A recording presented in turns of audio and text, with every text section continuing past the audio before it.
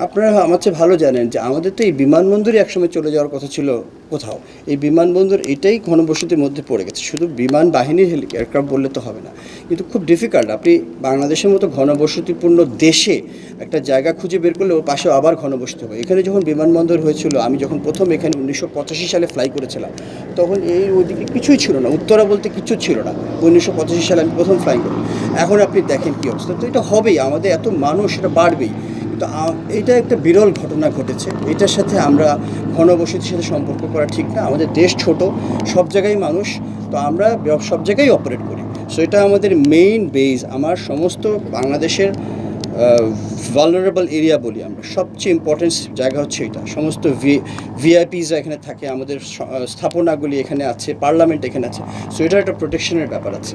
So এখানে এই ধরনের একটা স্ট্রং এয়ার বেস থাকা এখানে খুবই দরকার। পোষণ করব, বিমান সাধারণত সহজে পুরানো হয় না। প্রত্যেকটা বিমানের একটা লাইফ টাইম আছে। সো এই বিমানগুলি প্রায় 30 বছর পর্যন্ত লাইফ সাইকেল। সো 1 যুগ 2 যুগ কোনো ব্যাপার না। ব্যাপারটা হচ্ছে আমরা এটাকে ঠিকমতো রক্ষণাবেক্ষণ করতে পারছি কিনা।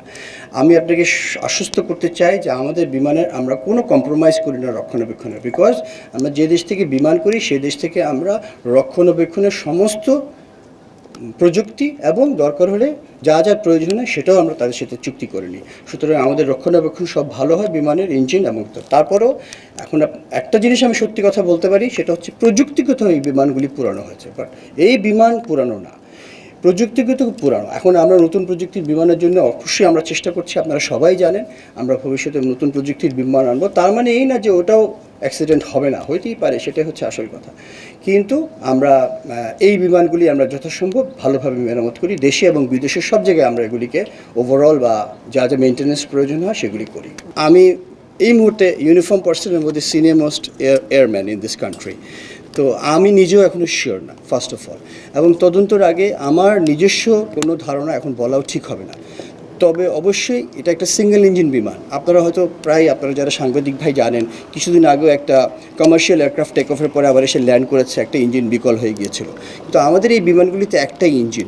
সো ইঞ্জিনের অনেক টেকনিক্যাল প্রবলেম হতে পারে, শুধু যে পাখি আঘাত হতে পারে, অন্য কিছু হতে পারে।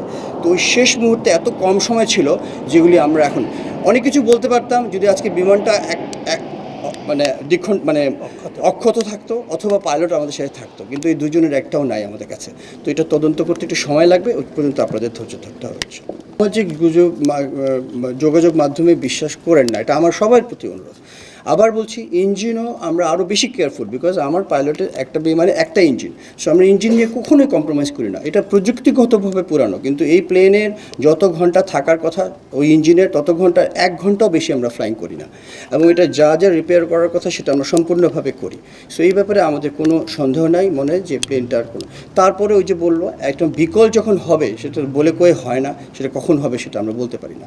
তো সেদিক থেকে আমার কোনো মানে আমার মনে কোনো ইয়ে নাই যে আমরা কোনো কম্প্রোমাইজ করছি, এটা আমি 100% শিওর।